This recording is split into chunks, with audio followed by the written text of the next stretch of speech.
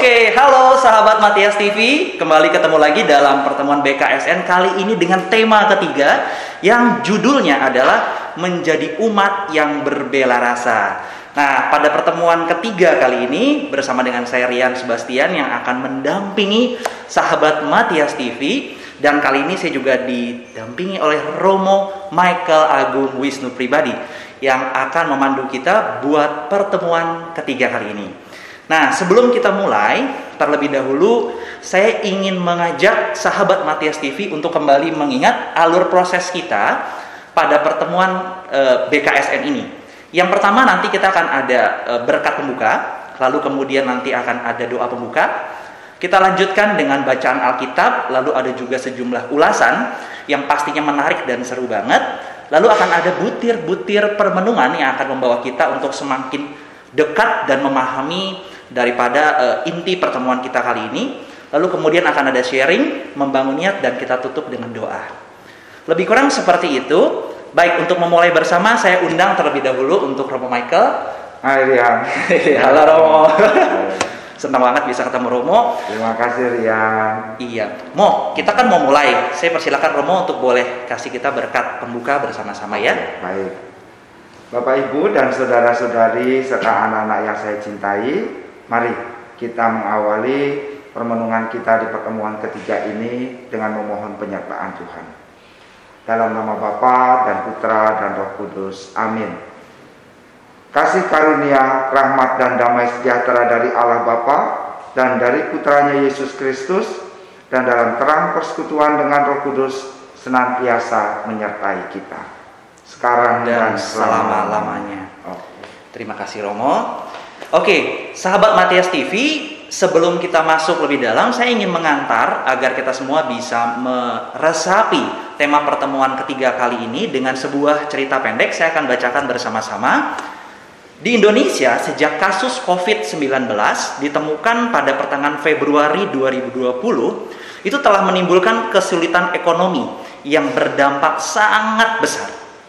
Tanggung jawab untuk membantu rakyat yang mengalami keterpurukan di Indonesia tidak bisa dibebankan hanya kepada pemerintah, tetapi membutuhkan gerakan seluruh masyarakat di Indonesia. Yang menarik, diberitakan bahwa Gubernur Jawa Tengah, Bapak Ganjar Pranowo, pernah menerima 2 anak SD yang ingin menyumbangkan seluruh tabungan mereka. Menarik sekali ya. Berita ini diikuti oleh anak lain yang juga menyumbangkan tabungannya kepada Gubernur Ganjar Pranowo. Dan di Jakarta ada seorang anak perempuan kelas 3 SD bernama Aksen yang sering turut menyaksikan channel YouTube Bible Learning with Father Joseph bersama dengan neneknya. Nah, anak ini juga tergerak ketika ia menyaksikan channel dari Frater Yosef, Romo Yosef. Para frater dari Seminari Tinggi Kuskupan Agung Jakarta, ia ingin membagikan makanan sembako untuk orang-orang miskin di jalanan. Nah, Aksen meminta neneknya untuk menelpon Romo Yosef saat itu karena ingin menyumbangkan uang celengannya. Romo Yosef menyarankan agar Aksen dibantu oleh orang tuanya untuk membeli nasi bungkus serta masker, lalu turun langsung membagi-bagikan makanan serta masker tersebut. Tujuannya adalah untuk learning by doing.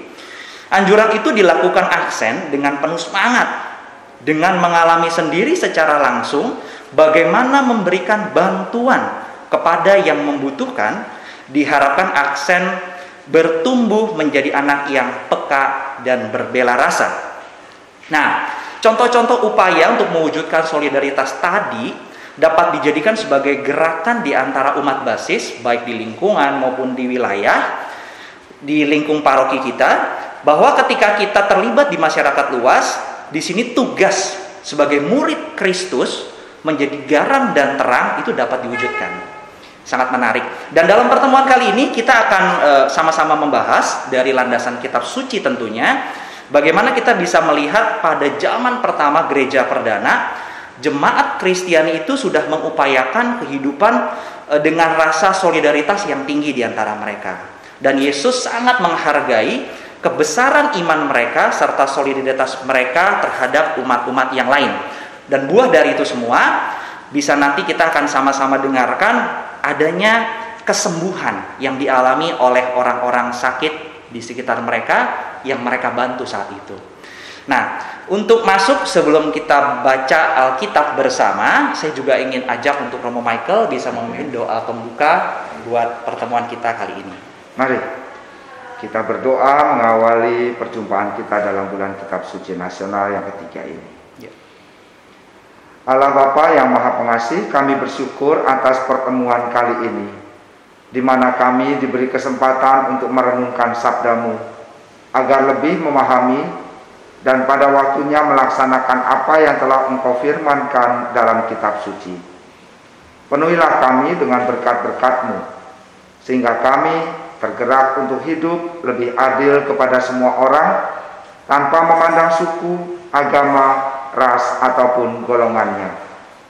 Demi Yesus Kristus, Putra-Mu Tuhan dan pengantara kami, yang bersama dengan Dikau dalam persatuan Roh Kudus, hidup dan berkuasa Allah sepanjang segala masa. Amin. Baik, terima kasih Romo. Oke, kembali lagi buat para sahabat Matias TV dimanapun kalian berada saat ini, yang khususnya lagi ada di rumah, saya mau ajak teman-teman sahabat Matias TV, kita boleh ambil Alkitabnya terlebih dahulu. Kita akan baca bersama-sama dari Alkitab kita. Kita buka dari Markus 2 ayat 1 sampai dengan 12 ya. Jadi dari Markus 2 ayat 1 sampai dengan 12. Buat sahabat Matias TV yang lain yang mungkin sedang masih berada di jalan, nggak perlu khawatir, setelah ini kita akan bacakan sama-sama, jadi tetap stay tune dan bisa mendengarkan bersama-sama kupas tuntas dari bacaan kitab kali ini. Baik. Tuhan sertamu dan sertamu juga. Inilah Injil Tuhan kita Yesus Kristus menurut Markus. Dimuliakanlah Tuhan. Kemudian sesudah lewat beberapa hari, waktu Yesus datang lagi ke Kapernaum, tersiarlah kabar bahwa ia ada di rumah. Maka datanglah orang-orang berkerumun sehingga tidak ada lagi tempat, bahkan di muka pintu pun tidak. Sementara ia memberitakan firman kepada mereka, ada orang-orang datang membawa kepadanya seorang lumpuh, digotong oleh 4 orang. Tetapi mereka tidak dapat membawanya kepadanya karena orang banyak itu. Lalu mereka membuka atap yang di atasnya. Sesudah terbuka, mereka menurunkan tilam tempat orang lumpuh itu terbaring.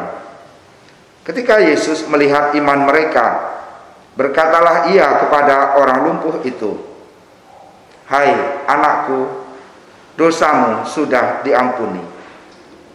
Tetapi di situ ada juga duduk beberapa ahli Taurat. Mereka berpikir dalam hatinya, mengapa orang ini berkata begitu? Ia menghujat Allah. Siapa yang dapat mengampuni dosa selain daripada Allah sendiri? Tetapi Yesus segera mengetahui dalam hatinya bahwa mereka berpikir demikian. Lalu ia berkata kepada mereka, "Mengapa kamu berpikir begitu dalam hatimu?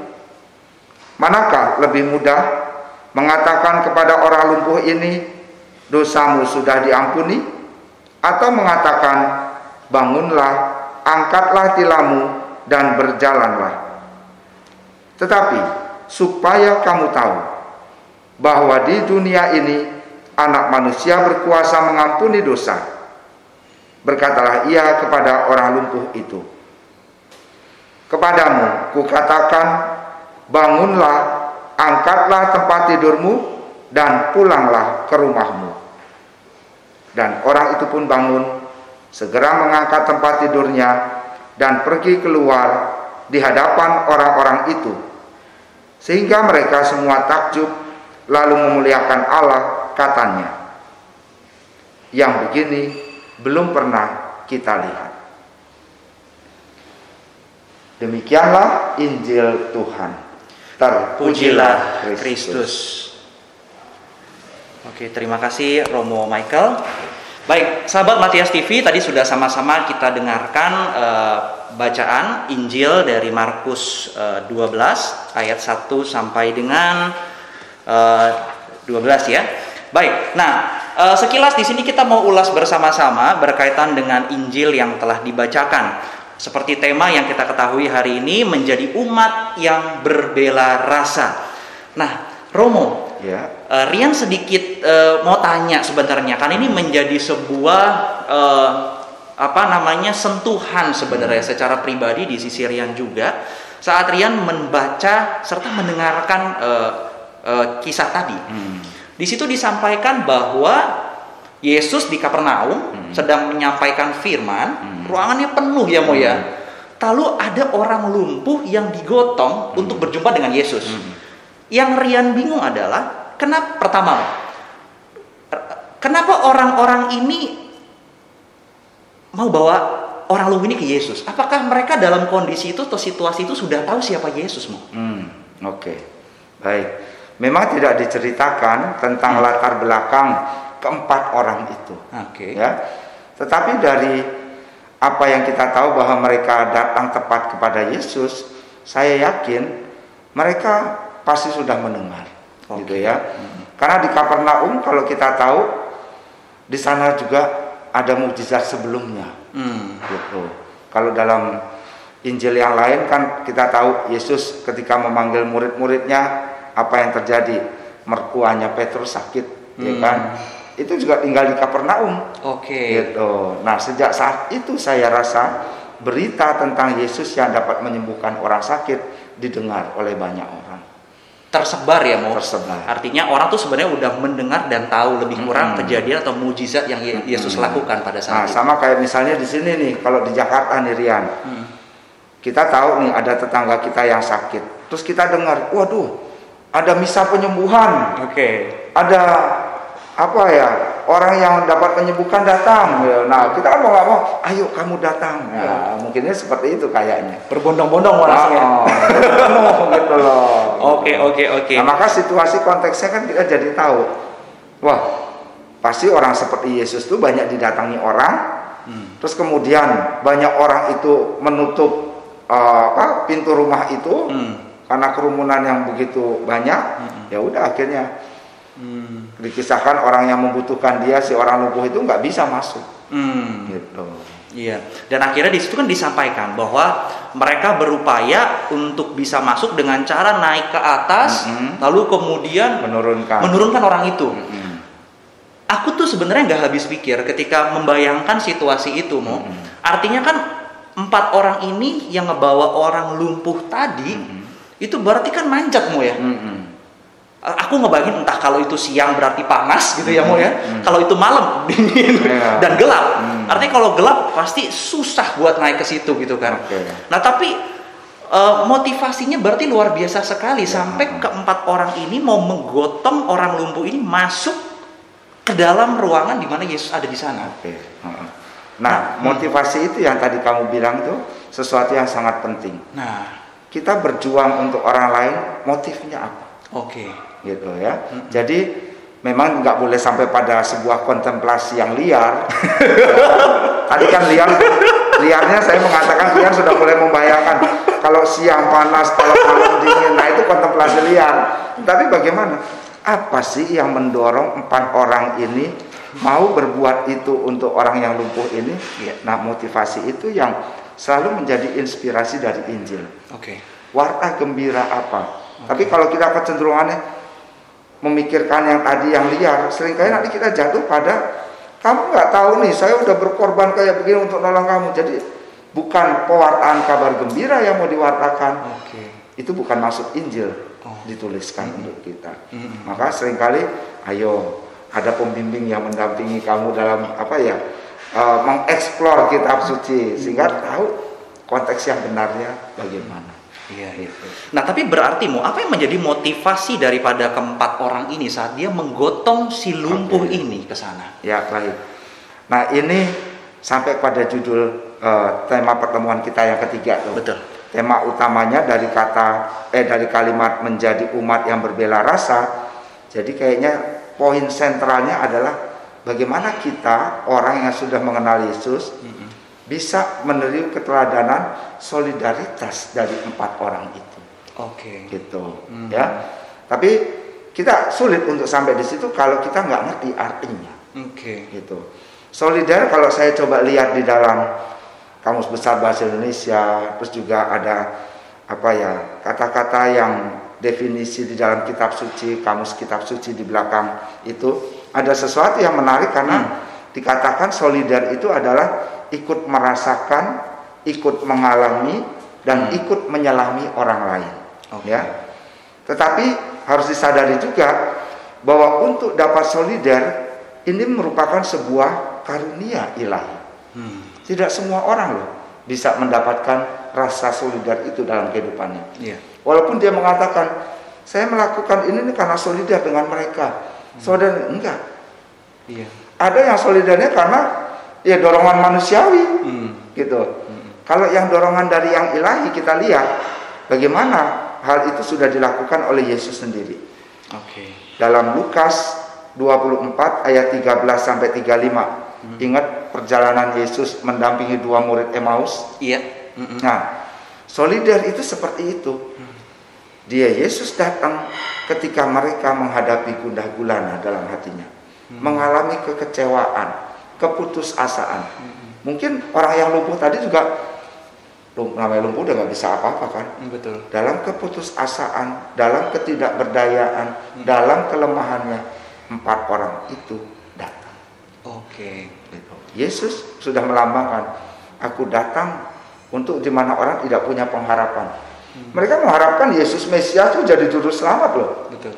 Jadi raja yang berkuasa untuk mereka. Tapi hilang itu semua. Orang lumpuh mau buat apa lagi? Habis itu semua. Masa depannya nggak jelas. Gitu. Maka kita lihat, oh iya, motifnya harus sama seperti Yesus. Gitu ya. Bagaimana kehadirannya akhirnya membangkitkan semangat mereka lagi, hatinya berkobar-kobar lagi, seperti orang lumpuh diperjuangkan kayak begitu. Mungkin dia juga nggak bisa ngomong atau apa, karena nggak kelihatan kan orang lumpuh itu ngomong, ya kan? Betul. Gitu. Tapi bagaimana dia mengikuti saja.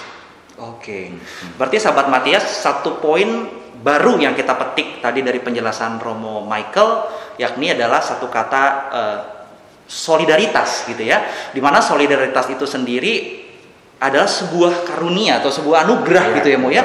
Karena itu sifat Allah kali Mo ya. Bahwa dia memang mendampingi, empati juga, selalu berbelas kasih Mo ya.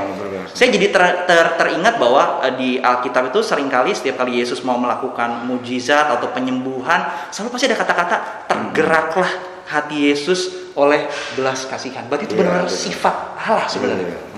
Dan tapi kan kenyataan dalam kehidupan sehari-hari, Rian refleksi dalam hidup Rian sendiri.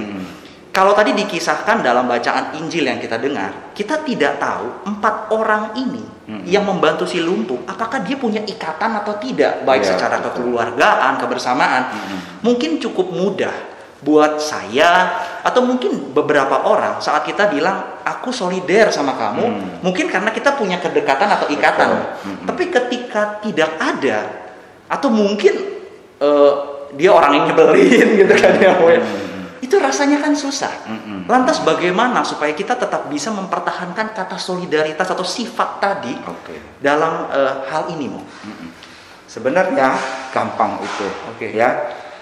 Yesus pasti memang sedapat mungkin memberikan kata-kata yang bisa menjadi pegangan untuk kita, ya. Untuk kita juga semakin memahami kenapa dia berani melakukan itu semua. Karena Yesus bisa solidar sama semua orang, karena Yesus merasa bahwa dirinya bukan di luar orang. Contoh, sedapat mungkin orang yang percaya kepada Allah disebut sebagai apa? Anak Allah. Maka sejak awal Allah tidak merasa beda dengan manusia, bahkan dia mau menjadi sama seperti kita manusia. Ketika solidar itu susah diwujudkan, kenapa? Karena kita sering menganggap orang lain itu berbeda. Gitu. Sehingga orang lain tidak menjadi saudara kita.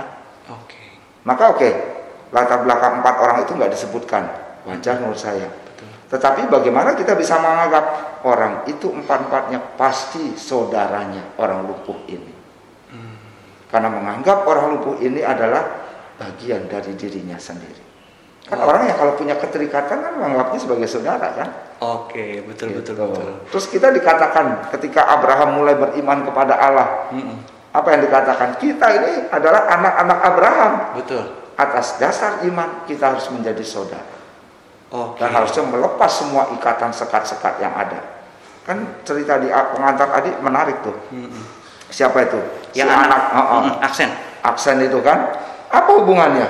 Nggak ada. Tapi berkat iman, anak ini merasa bagaimana orang lain adalah saudaranya. Iya. Dan ketika dia harus melakukan dengan learning by doing yang dikasih oleh Romo Yosef, dia mau. Anak kecil kan takut, suruh bersentuhan orang lain, suruh beli nasi bungkus, suruh beli masker, terus berjumpa lagi. Enggak. Kalau orang punya ikatan saudara, dia nggak akan takut. Dia akan membela itu. Maka ada satu perikop lagi yang mungkin bisa menjelaskan hal itu. Ya. Apa tuh, Mo? Dalam Markus 12 ayat 41 sampai 44 atau Lukas 21 ayat 1 sampai 4. Itu cerita tentang janda miskin. Oke. Yang memberikan persembahan. Iya. Ya kan? Kalau orang sudah diinspirasikan oleh Allah, hidup karena Allah, dia tahu saudaranya itu adalah semua orang, ya kan? Bahkan dia akhirnya tidak memikirkan dirinya sendiri. Inspirasinya kan menarik. Orang ini mampu memberikan seluruh hidupnya dengan persembahan, memberikan persembahan di gereja. Kita tahu ya, persembahan di gereja banyak nggak sih? Nggak banyak juga sebenarnya, dibanding perpuluhan loh ya. Iya. Kalau ada aturan perpuluhan baru deh kelihatannya banyak. Kita suka rela ya. Iya. Betul. Terus Yang kalau terbaik. kalau nggak dihadapkan orang misalnya, oh ini ada sumbangan saudara kita di jauh dari luar Jakarta butuh sumbangan, baru deh orang nyumbang, ya kan? Tapi kita seringkali membandingkan, aduh miris juga ya, kalau ada yang minta sumbangan kok kolektenya jadi besar. Berarti kan mereka belum menganggap saudara juga orang yang di sini. Benar. Gitu. Bukan mau menumpuk kok gereja. Coba kalau masa-masa seperti ini baru kita merasakan manfaatnya apa yang selama ini kita percayakan kepada gereja. Betul. Karyawan tetap bisa hidup, ya kan? Terus orang-orang yang nggak mampu tetap bisa mendapatkan bantuan sembako, bantuan kontrak rumah, anak bisa tetap sekolah. Tapi kalau orang bilang, gereja udah banyak kok, nggak usah banyak-banyak.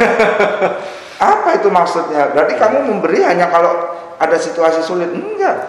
Kebaikan itu konstan, stabil. Oke. Nggak bisa kebaikan itu hanya karena digelitik. Betul. Gitu. Dan sadar atau tidak sadar sebenarnya dari konsistensinya umat yang mau terus berbagi tadi itu sebenarnya wujud bela rasa yang paling sederhana. Iya, karena sebenarnya yang dilatih gereja tiap minggu. Iya, betul sekali. Dan itu bisa terus ungkapan kasih itu rahmat itu terus tersebar sampai ke semakin banyak orang, ya.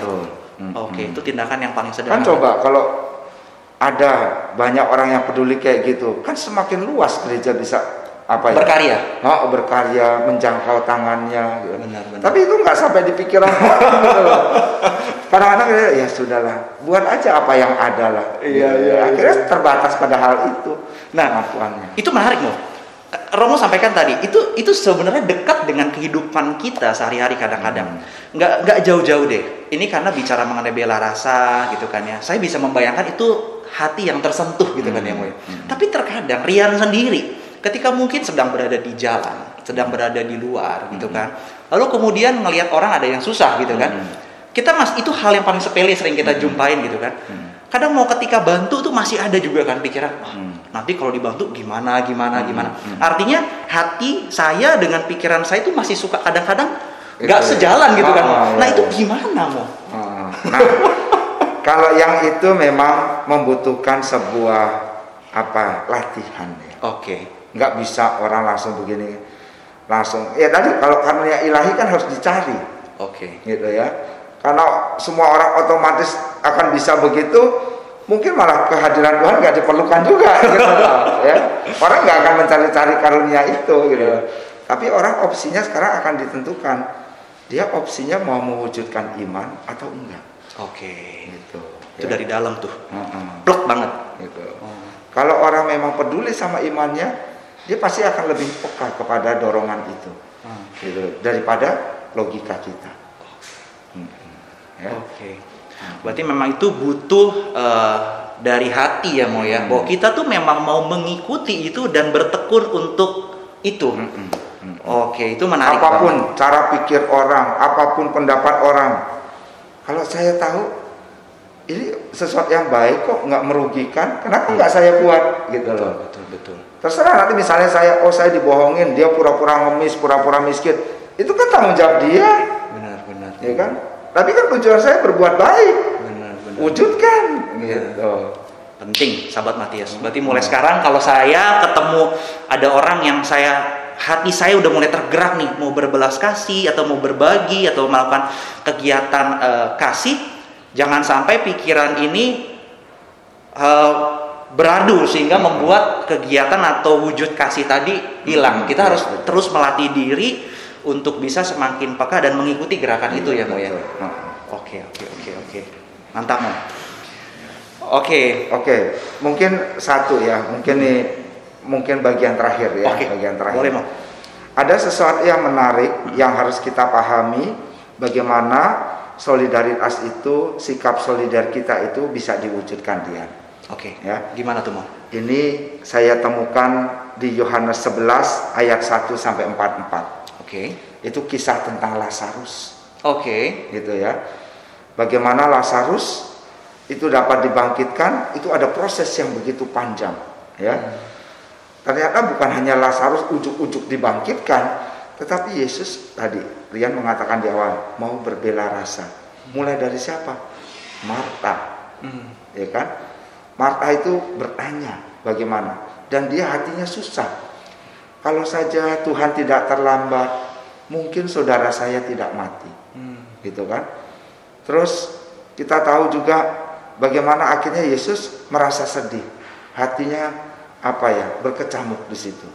Kita lihat bahwa Allah itu kan ada pokok atau sumber solidaritas yang sejati. Betul. Gitu ya. Maka dia menunjukkan orang tuh bisa sampai nangis kayak begitu ketika melihat saudaranya tuh mengalami kesedihan, kesusahan. Kita bisa nggak mewujudkan solidaritas yang sejati itu dengan berempati sampai ke dalam seperti itu? Karena kadang-kadang orang ya udahlah, rasa kasihan, bantu aja lah. Nah, itu kan juga sering terjadi juga kan? Ya udah, karena diminta, nggak enak lah di gereja ada kolektor, sebelah kasih, mau kasih, ya kan? Itu bukan. Jadi solidaritas sejati itu apa yang dialami oleh Yesus dengan saudara-saudara dekatnya, Marta dengan Lazarus yang meninggal itu. Pasti orang ini ada di hati Yesus, gitu ya. Dan maka saya mau melihat, oh ya, ada sesuatu yang baik juga nih. Selain Yesus menunjukkan solidaritas sejati, bagaimana hanya orang yang mempunyai kemampuan yang dilatih oleh Tuhan untuk bisa solidar. Nggak mungkin pertama-tama orang miskin sama orang miskin, orang kuat sama orang kuat, orang pintar sama orang pintar. Enggak. Solidaritas itu dituntut dari orang yang merasa bersyukur, yang punya sesuatu yang lebih pada dirinya. Tapi kalau untuk meneliti dirinya aja nggak bisa, apa yang mau disyukuri? Terus kemudian apa yang mau menjadi tindakan solidar itu? Ya kan? Allah yang Maha Kuasa memberi pertolongan manusia untuk terhindar dari dosa. Janda yang kita bilang miskin, enggak loh. Janda itu lebih kaya dari siapapun. Walaupun hanya persembahannya 2 peser, ya, 1 duit itu. Tapi itu adalah persembahan yang sangat besar. Gitu. Dia merasa mampu dibanding orang-orang lain yang mungkin nggak memberikan persembahan, padahal hidupnya nggak kesusahan. Gitu. Terus tadi 4 orang itu tadi, dia merasa saya mampu untuk menolong orang miskin ini. Saya punya kekuatan, tangan saya masih jalan, kaki saya masih jalan. Orang lumpuh nggak bisa apa-apa dengan tangan dan kakinya, maka saya membantu. Maka insight ini harus kita pakai supaya solidar kelihatannya kita hanya memberi, ngasih, kita kehilangan sesuatu. Enggak, itu adalah wujud rasa syukur saya karena saya mempunyai sesuatu yang lebih. Betul. Dan dia tahu menggunakan apa yang lebih itu untuk sesuatu yang baik. Luar biasa. Makasih Romo Michael. Sahabat Matias TV luar biasa. Saya percaya pasti seluruh sahabat Matias TV dimanapun kalian berada yang sedang menyaksikan ini pasti sangat juga merasakan tersentuh seperti saya. Pribadi saya jujur tersentuh banget Saya semakin sadar dalam situasi pandemik seperti sekarang ini, di mana mungkin kalau tadi kita sama-sama mendengarkan yang dikupas di awal sekali mungkin bicara mengenai ekonomi, tapi juga mungkin bicara mengenai sosial atau mungkin hausnya umat atau orang di sekitar kita akan belas kasih, kepedulian. Terkadang mungkin solidaritas atau bela rasa ini nggak cuma bicara materi ya, Mo ya. Kehadiran, mendengar, mau menjadi teman bicara, hadir. Seperti tadi kalau Romo bilang kisah Yesus mendampingi 2 orang perjalanan Emmaus, dia hadir di situ. Itu juga bisa menjadi bagian atau wujud nyata kita saat kita mau mewujud nyatakan bela rasa ini dalam kondisi yang ada sekarang. Jadi banyak sekali tindakan yang bisa kita aplikasikan dalam kondisi sekarang ini, dan tentunya gak mudah. Tapi tadi yang Romo Michael udah bilang, dan itu sangat nyentuh hati saya banget. Dasarnya itu syukur. Kita sadar bahwa kita udah menerima banyak dari Tuhan. Bahkan sampai tadi kisah janda miskin yang mungkin kalau kita ukur dengan ukuran materi seakan dia menyumbang ya mungkin berapa gitu ya, tapi kalau lihat dari segi hati dia memberikan itu luar biasa. Itu dasar awal mungkin untuk bisa memulai bela rasa ini ya Mo ya. Itu luar biasa banget. Ada kata yang menarik juga sih saya temukan dengan topik ini, bahwa sebenarnya bela rasa itu sama dengan melengkapi. Iya, maksudnya gimana Mo? Ada orang yang tidak mampu, kita mampu, sehingga balance. Benar. Ya kan? Benar. Ada orang yang miskin, ada orang yang merasa kaya, melengkapi. Benar. Supaya keadilan Tuhan terjadi. Kan tema besarnya adalah keadilan Allah, ya kan? Maka ketika sifat bela rasa ini dimunculkan, oh iya, kalau saya solider, maka saya harus membangun keadilan ini. Saya ada untuk melengkapi. Kalau ada orang yang kurang, ya udah saya tambahin, ya kan? Itu sederhananya kayak begitu aja. Dan hidup jadi harmonis Mo ya, seperti itu ya. Dan itu boleh nggak sih Mo, itu yang kita bilang bahwa itulah keadaan yang indahnya itu, surga dunianya ya begitu Mo. Gak ada lagi orang yang merasa miskin, merasa menderita, merasa berkekurangan, susah dan sakit, gitu kan? Kayak dokter deh contoh, kenapa ada dokter ada yang sakit? Kehadiran dokter menyembuhkan yang sakit. Benar. Ya kan? Benar. Ada pengusaha membantu para pekerja. Benar. Nah, kalau udah kayak begitu menarik deh, pokoknya panjang gak? Ini temanya bisa jadi nyambung terus ke banyak hal. Tapi yang pasti kita dapat poin-poin yang sangat menarik pada kesempatan kali ini, bicara mengenai tema pertemuan BKSN kita yang ketiga tadi, yakni menjadi umat yang berbela rasa. Nah, untuk semakin meresapi pembahasan kita mengenai tema BKSN ketiga ini, saya juga ingin mengajak sahabat Matias TV untuk masuk ke dalam beberapa poin perenungan. Jadi saya akan bacakan beberapa poin perenungan, lalu nanti mungkin bisa dilanjut dari Romo Michael untuk inspirasi sharing yang bisa sahabat Matias TV lakukan secara pribadi mungkin di tempatnya masing-masing Mo ya. Oke. Jadi untuk butiran perenungan kita untuk tema kali ini, pertama, berdasarkan perikop tadi, bagaimana orang lumpuh yang banyak mengatasi halangan untuk sampai kepada Yesus. Nah, bagaimana orang lumpuh mengatasi halangan agar bisa sampai kepada Yesus. Kedua, apakah 4 orang yang membawa orang lumpuh mempunyai kepentingan pribadi masing-masing dengan Yesus? Apakah mereka mempunyai pamrih? Nah, bisa sambil direnungkan kembali tadi kisahnya ke belakang.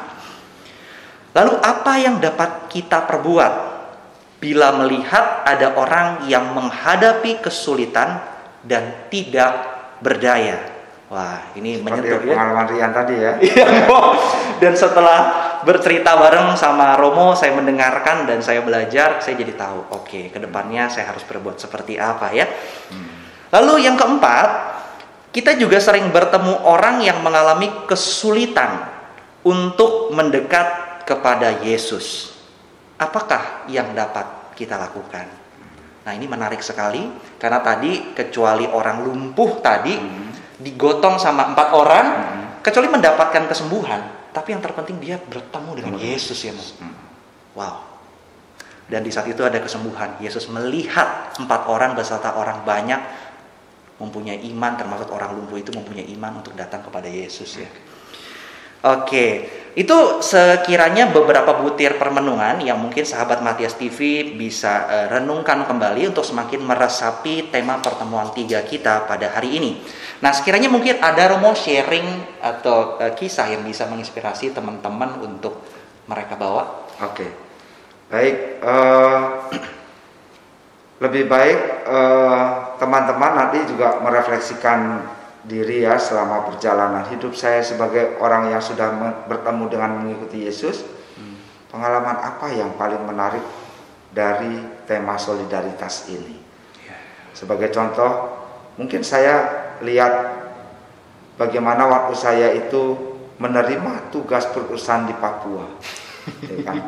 Menurut saya ini pengalaman solidaritas juga, gitu ya. Karena ada satu kata-kata yang menarik. Ketika ada banyak imam mengatakan, kita kan imam Jakarta, buat apa kita ke Papua? Memangnya di Jakarta sudah kebanyakan imam, kita juga berkekurangan. Tapi yang menarik waktu itu Bapak Kardinal mengatakan, sampai kapan kita menunggu supaya tidak berkekurangan? Sampai kapanpun kita akan selalu merasa kurang. Tetapi kita bisa lihat, ketika kita membantu umat di Papua, pasti rasa kurang itu akan berkurang. Ternyata kita punya sesuatu yang bisa dibagikan juga. Maka kalau orang merasa, sorry ya, saya belum bisa bantu karena saya nggak punya apa-apa, nggak bisa ini, nggak bisa itu. Padahal kalau dia coba keluarkan sedikit, dia akan merasa ada sesuatu rasa yang lain. Gitu. Oh ternyata dengan memberi, Tuhan mengaruniakan kemampuan dalam diri kita untuk memberi. Iya. Nggak akan berkekurangan ya, Mo ya. Justru solidaritas di situ. Yang punya dia memberi nggak akan berkehabisan. Malah mungkin akan ditambahkan. Bahagia. Semakin dia bisa lihat, oh ternyata saya punya ini ya.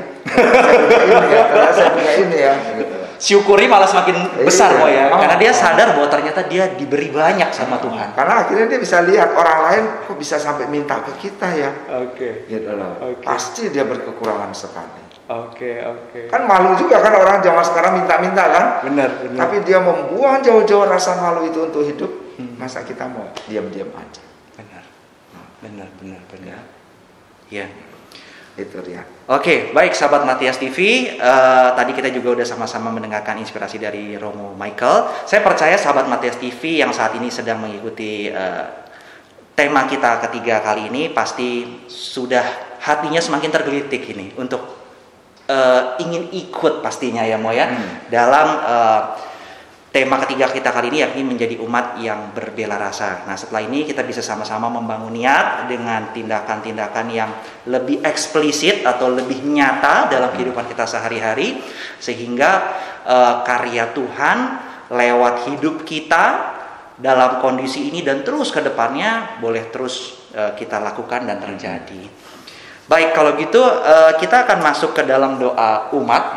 Romo, membangun niat dulu kita ya. Oh iya, sorry, kita akan bangun niat dulu ya. Oke. Ya, baik Bapak Ibu, saudara-saudari serta anak-anak yang terkasih. Ada 3 poin di mana saya mau mengajak Anda semua untuk membangun niat setelah mendalami tema tentang solidaritas ini. Yang pertama, mari Anda dan saya merenungkan secara pribadi sehingga kita bisa mengambil poin-poin yang baik dari perjumpaan hari ini. Ya, setiap orang saya yakin punya poin yang berbeda. Tetapi simpan itu, jangan biarkan berlalu begitu saja, ditiup angin bisa hilang. Tadi Rian sudah memberikan contoh, saya terjemput sesuatu ini Romo. Nah itu adalah sebuah perumusan pribadi.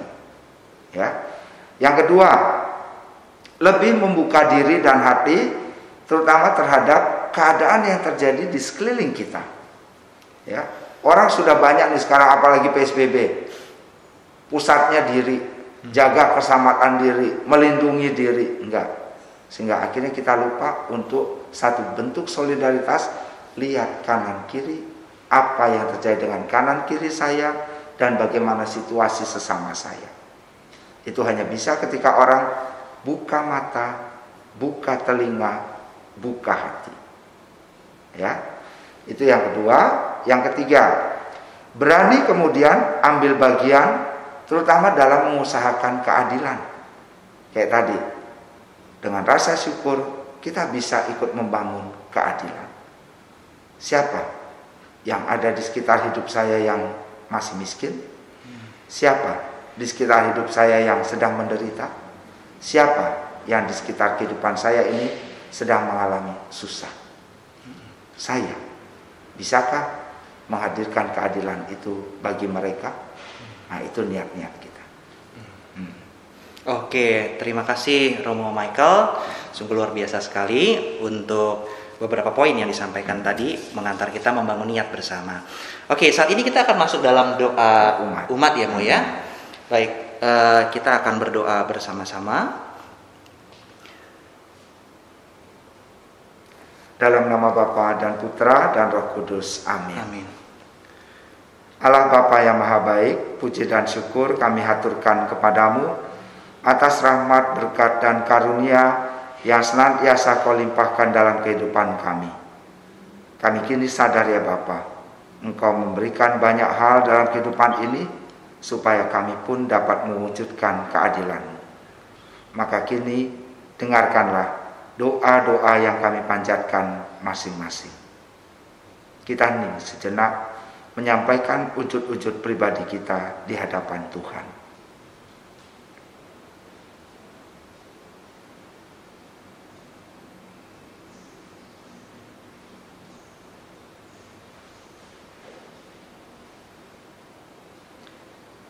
Atas wujud-wujud dan harapan pribadi kita itu, marilah kita mohon, kabulkanlah doa kami ya Tuhan.